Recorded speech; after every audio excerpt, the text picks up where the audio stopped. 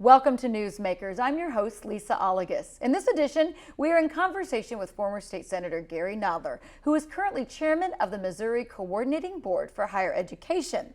And he wrote the legislation for when Missouri Southern State College became a university and is approaching its 20th anniversary. He's also a new author. So welcome, Gary Nodler, and thank you for being here. Thank you, Lisa. Great to be here. Let's begin with your state role that you currently hold. And your board oversees the Department of Higher Education and Workforce Development. So let's just, we can get into specific programs in a minute, but let's get an overarching idea of what the mission is. Well, of course, we're responsible for the budget requests for all of the higher education institutions to the General Assembly, and we also oversee the workforce development program in the state of Missouri and all of the workforce development offices, including the one here in Joplin. And that's actually a function that has been added since I joined this board about 2 years ago. There was a reorganization of state government that brought workforce development under the umbrella of the Department of Higher Education. And that was a pretty challenging period. In one sense, it was like a minnow swallowing a whale because the Department of Higher Education is much smaller in terms of its workforce than the number of people who work for the workforce development across the state. But it's been a great success, and it is a better location for workforce development because that's one of the goals of higher education, is to prepare students for the workplace. And sometimes it's training and retraining. Years ago, people stayed in jobs, sometimes for lifetimes. I mean, you had pension plans, but now a lot of people change jobs and careers swiftly. So let's talk about that. Does that impact the programs that you all create? It certainly does. And in fact, one of the topics that we're just having conversations about now is the speed and the pace of change technologically. And so in some instances, a degree in a particular scientific or technical field may be a little bit outdated from the first year the student enrolled. And so lifelong learning is actually a fact these days, because once you get your degree, you still have to have the ability to evolve with the changing environment and the technologies that will be confronting in the future. And the speed of that change is increasing constantly. So the question becomes, does the onus fall on the employee, the company for whom they work, or can they get help from the state to maybe learn a new skill to stay in the job there? Well, and the answer is all of them. The employer obviously has a vested interest in having a workforce that's trained and able to perform the duties that are needed to make the company profitable. The employee obviously needs to stay current in order to be able to do the job that they're hired to do. And the educational system has to evolve in a way that allows it to continue to keep the workforce ready for the current work environment. So that helps me transition to the next question. Let's talk a little bit about your Adult Learner Network. And you said MSSU is part of that network. Right, so there's something over 30 institutions, I think it's 37 or thereabouts, as colleges and universities. There are also labor organizations and training organizations. So it's a group of institutions that exist to prepare and train and maintain skills in the workforce. So does it help? I mean, are we working in tandem with the businesses then?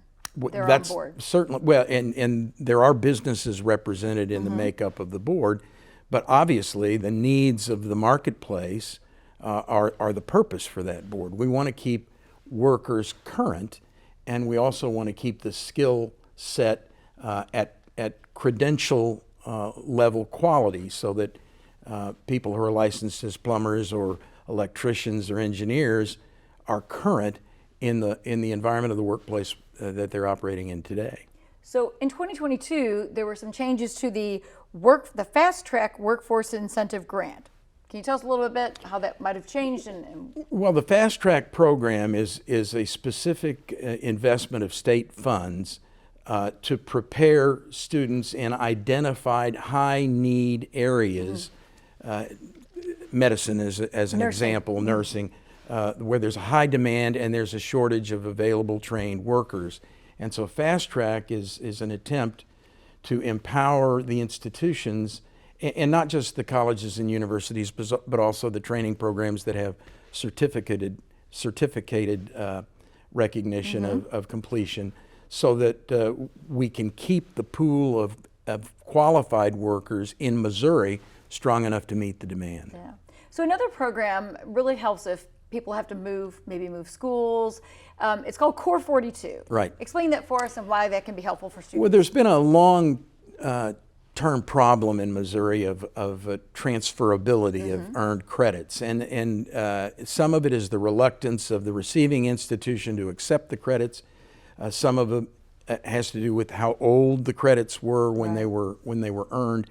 And Core 42 is the establishment of a set of 42 training areas or degree areas or hours of education that are transferable to all Missouri higher education, state public higher education institutions, and that Core 42 should relieve some of the problem of transferability. Yeah, and you don't want to have to repeat a class. Right, and now it's statutory that the Core 42 credits have to be accepted by all the public institutions. I think that's a reform that's really long overdue and will be very, very beneficial to students. Excellent. Well, there's another program that's called 15 to Finish. So tell us what's the nature of that. It's kind of the idea of you don't want to get to your senior year and still have a few classes you haven't taken.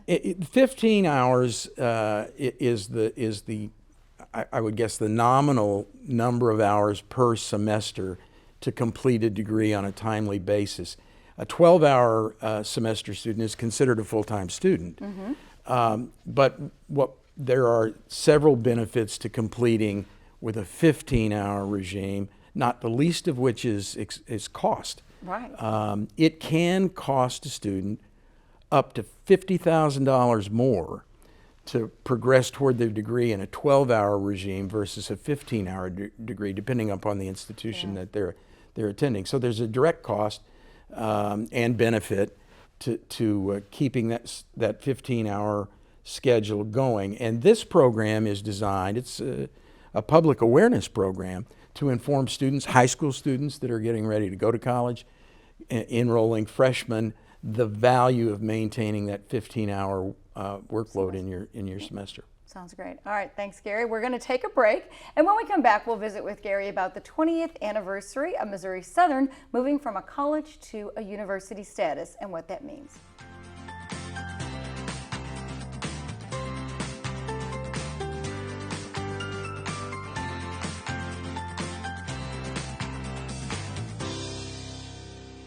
Welcome back. In 1989, Gary Nodler was appointed by then President George Herbert Walker Bush to serve as Regional Administrator for the U.S. Small Business Administration.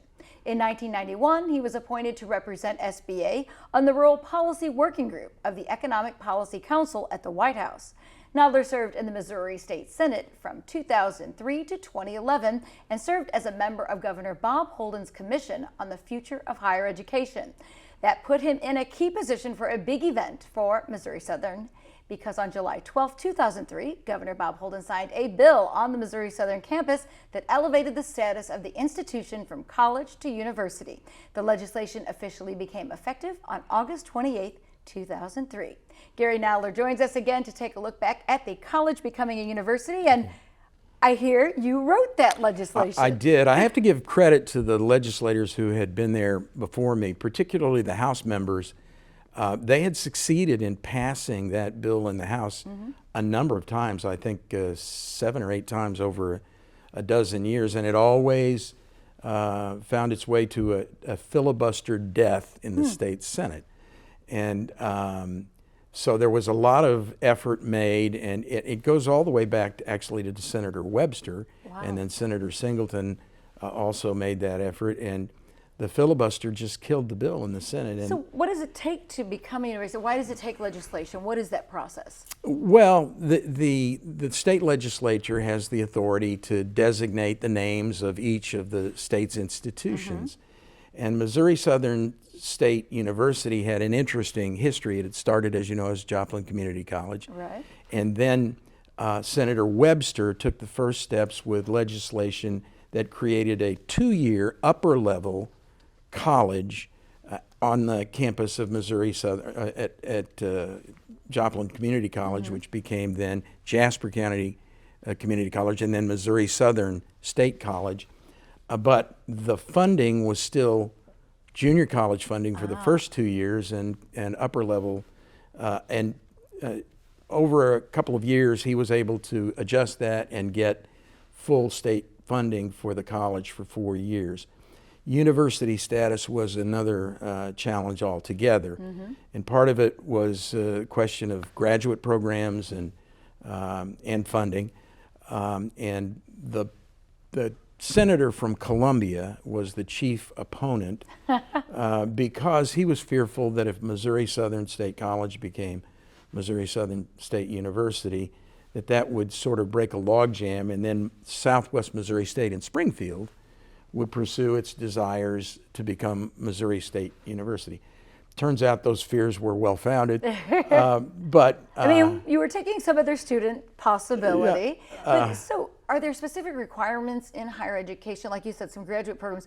What are some of those requirements and hoops that you have to jump through? Well, that was part of the process of getting the senator from Columbia from moving from a filibuster to a co-sponsor of the bill. He actually, I was able to persuade him to participate in crafting the legislation. And actually, Senator Ken Jacobs from Columbia, added the amendment that gave Missouri Southern the international statewide mission. Wow. Once he was convinced that it was a good idea from the university's perspective, then he thought, well, let's beef it up a little bit, make it a statewide board, which at that time there were only 4 in Missouri, and so it was a big deal. But that really wasn't even my idea; that was Ken Jacobs' idea. And just to be candid, part of it was to position Missouri Southern to be more competitive with Southwest Missouri State. Okay. So that the profile that Senator Jacob feared, which was Springfield's focus on Columbia, would cause Springfield to have to look west to consider an institution with a better sounding name, Missouri Southern State University. And whether that had any real substance in reality, it was enough to convince Senator Jacob. Yeah. And so he became a co-sponsor. And actually, we passed that in the Senate on my 23rd day in office after it had been filibustered for 14 years. Wow. Yeah. Hard to think that it was 20 years ago, right? It is. In fact, it's kind of amazing to look back and think that was 20 years ago. So how is university status better for students, better for the community as a whole? Well, one of the issues that Senator Jacob discussed in the filibuster was the nomenclature university, which implied availability of multiple graduate programs. And that one of the points of resistance was the cost of adding graduate level education, which in means a higher number level of areas. educators. Right. And so the device that I proposed was the creation of joint graduate degrees. Okay. That would, and under the original language of the statute, a university that had the authority to grant master's degree programs could do so on the campus of a university that didn't have that authority, and utilize the faculty and the equipment there. And the degree that was to be generated would bear the names of both institutions, and legally then Missouri Southern would become a graduate degree granting institution in fact, and not just in theory. And there's a little story behind that. Okay. A couple of years later, I was invited to be the commencement speaker.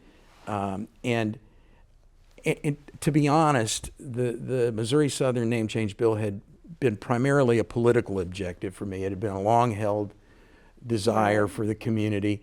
And so my exercise was to get this political success. But as I was sitting on the platform and I looked at the front row, I think there were 14 master's degree candidates that were about to come across the platform and get their diplomas.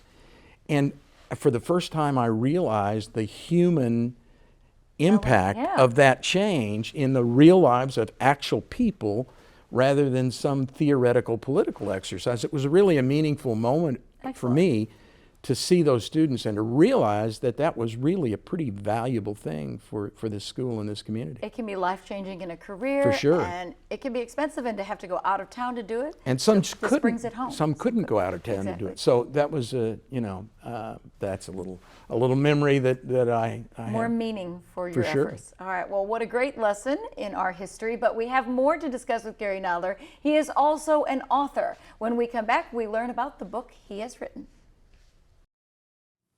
This name change, along with more funding, will help this university compete on a global scale. Because of Joplin's geographical location within 50 miles of 3 other bordering states, it makes sense that this campus broaden its mission to reflect the changing times in higher education.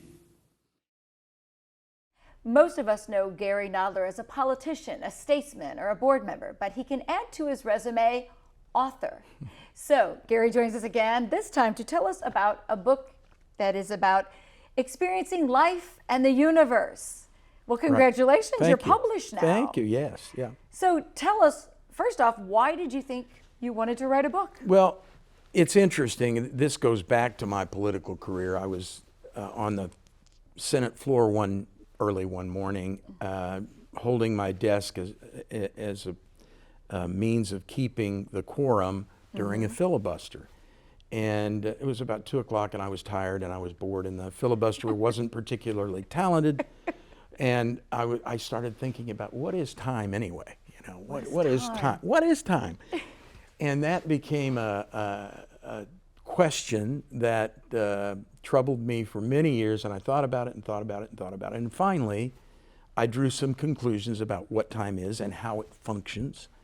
So that was kind of your inspiration. That was the inspiration. It's kind of a heavy title. It is. Experiencing life in the universe. And it's not a book that was charted with parts of the book spaced out and the conclusion foreseen.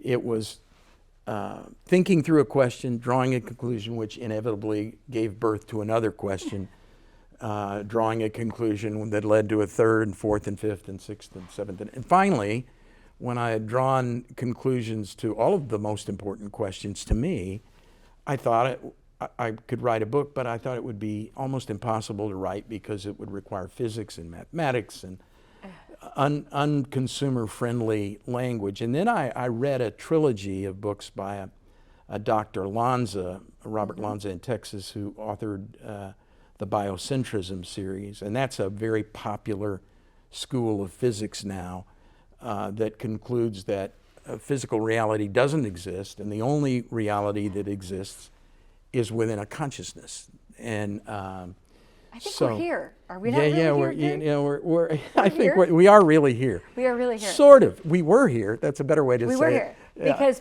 one of the things you talk about is that, well, we're always kind of living in a memory because Correct. what we remember just happened. Right. That's how we think of where we were or we have been. Yeah, our consciousness is just a hair behind absolute reality, and absolute reality, actually, its lifespan is too short for our consciousness to even perceive. The here and now, we always hear it said. So we perceive a sequence, and in the book, I conclude that it's like watching a movie.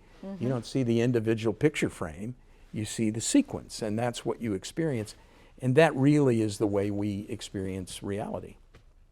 Like film, 24 frames in a second. I hope it's a good movie. It's a short book, easy to read. Yep. And did you do that on purpose? I did, and partly, again, going back to Dr. Lanza, while he convinced me that you can write about metaphysics and cosmology in the English language, he had a habit of repeating the same theories 20 or 30 times to get up to 230 or 240 pages, and that seemed a bit tedious to me. So one of my objectives was to try to distill the concept into the most easily understood common English and just say it once and then move on. You've thought about this. Did you ever debate it with someone? Is this something you think will be a conversation starter? I mean, Do you have some personal history of that? And are you open for discussion? Yeah.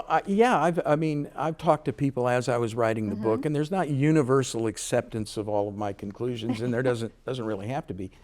But my purpose was to stimulate the debate, to cause people to rethink things. Probably the most controversial conclusion I draw is that Einstein was wrong in his conclusion How dare you. about time dilation, which comes from E equals mc squared. And but he was wrong. He was wrong because the math of his equation requires a stationary observer.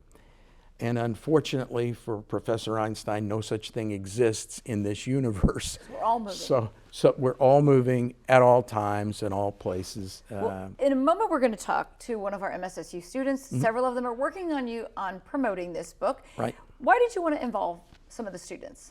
Well, I had conversations with a half a dozen or so publishing companies and marketing firms that wanted to take on the project, but they also wanted me to sign away editorial control and control over the cover, for instance, and I just didn't want to do that. I didn't want to entrust strangers with my ideas. And as I thought about that, I'm really impressed with Missouri Southern's marketing department, and the ads for the school I think are well done and I thought, well, they've got a marketing school. Maybe this could be a project for some of the seniors.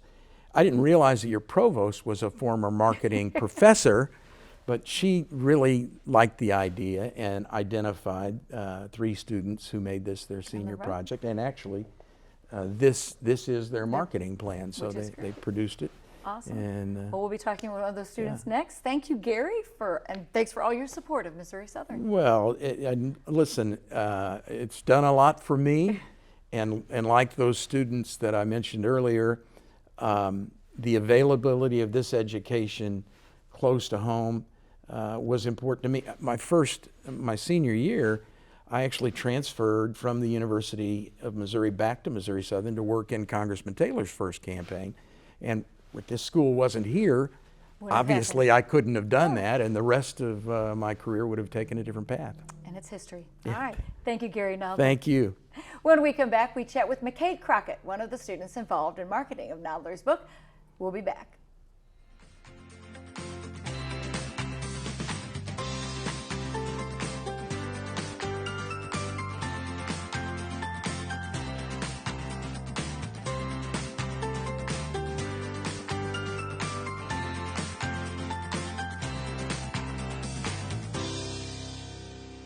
Welcome back to Newsmakers. We've been talking with former state senator Gary Nodler about his many roles, including his work for higher education. Lastly, as an author of a book. Now joining us to talk about students working in promoting the book is MSSU student McCade Crockett. Thanks for being with us, McCade. Thank you. So tell us what you've been studying here at Missouri Southern. So I've been studying business management, business marketing, and HR management. And a former professor of mine approached me about an opportunity to work on this marketing campaign, and it was very intriguing to me, and I hopped right on it. Yeah, it became an internship. Yeah, it was an internship. There was some credit hours awarded for it. And you worked with a couple other students? Yes, I worked with Caitlin and Ava. And we had a good time. We learned a lot. Basically, we wanted to just kind of create a nice foundation for Gary and his, like a good platform for him to market his book and kind of build off of that. We did some stuff with social media. We did like a little bit of graphic designs.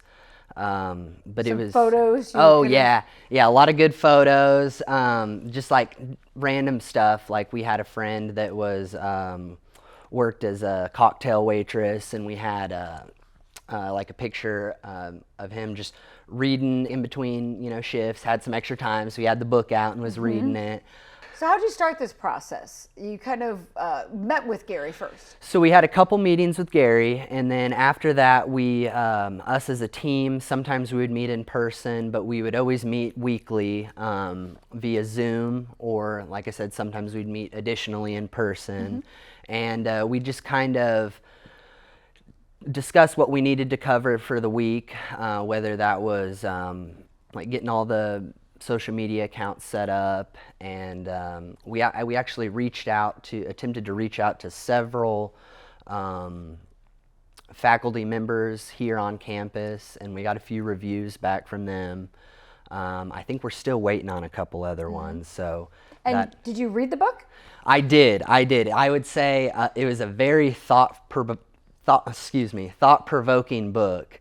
I'd say like it really kind of makes you think about like how things work for me. Like, did you think that was important as someone who's going to promote the book, that you should read it, understand it? Oh, certainly. And how did you get an understanding of it? Like, did you read it alone? Or? So I attempted to read it alone, Yeah. and so I kind of felt like a little extra responsible because I was, tasked with marketing the book. Right. So me and some of the other members got together, and we did kind of like a book study where we'd read a chapter together and then kind of discuss, what we thought of it or what we got out of it.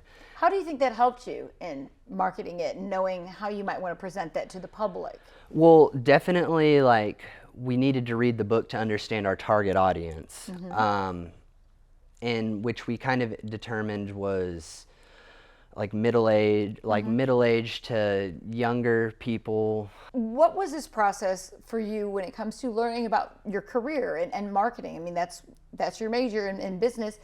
Do you think this can prepare you for a career? Oh, absolutely. Like, I learned a lot, like just teamwork, like understanding client needs, like meeting with Gary and then having like our own meetings and working as a team to like ultimately meet his needs. And like different marketing strategies were discussed. A lot of like good stuff came out of that, I would say. You had even a social media campaign that you guys created. Yes. We ultimately created like an executive summary over, the campaign and what we're, that we presented to him, like 24 pages or something like that. What a great learning experience. I would say so, absolutely. Well, thank you for telling us all about it. Appreciate you being here, McKay. Oh, yeah, I'm happy to be here. Thanks. And that is our Newsmakers. Thanks to Gary Nodler for sharing so many insights on higher education and the 20th anniversary of Missouri Southern becoming a university. We'll have a celebration in July, and you can check social media sites for that. And thanks to student McCade Crockett. And thank you for watching Newsmakers. I'm Lisa Alligas.